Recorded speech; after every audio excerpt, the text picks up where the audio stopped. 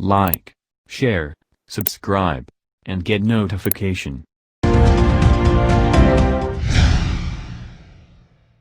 वृंदावन के बांके बिहारी मंदिर के कपाट खुल गए हैं। मंदिर के कपाट खुलते ही प्रशासन के दावों की ढोल की पोल भी खुल गई। श्रद्धालुओं की भारी भीड़ को नियंत्रित करने में पुलिस प्रशासन के पसीने छूट गए। अधिकतर श्रद्धालुओं को ये नहीं पता था कि बिहारी जी के दर्शन के लिए ऑनलाइन पास का सिस्टम बनाया गया है।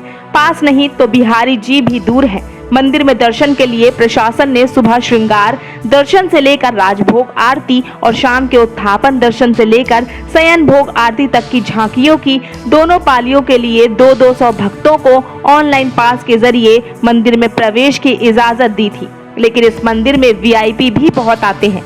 यहाँ मथुरा मुंसिफ से लेकर हाई कोर्ट, सुप्रीम कोर्ट के जज और मंत्री तक पूरे लाव लश्कर के साथ दर्शन के लिए आते हैं। 200 में से 100 श्रद्धालु तो वीआईपी ही होते हैं। ऐसे में भला आम श्रद्धालु कहाँ टिकेगा। वीआईपी की अपनी ठसक तो भक्तों की अपनी कसक, यानी 2 दिन खूब खींचतान हुई।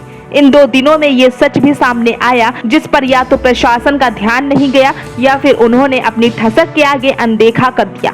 इसके भी अपने कारण है। मंदिरों की नगरी वृंदावन में मंदिर खोलने का निर्णय तो मंदिर प्रबंधन ले सकता है, लेकिन दर्शन और व्यवस्था का नहीं।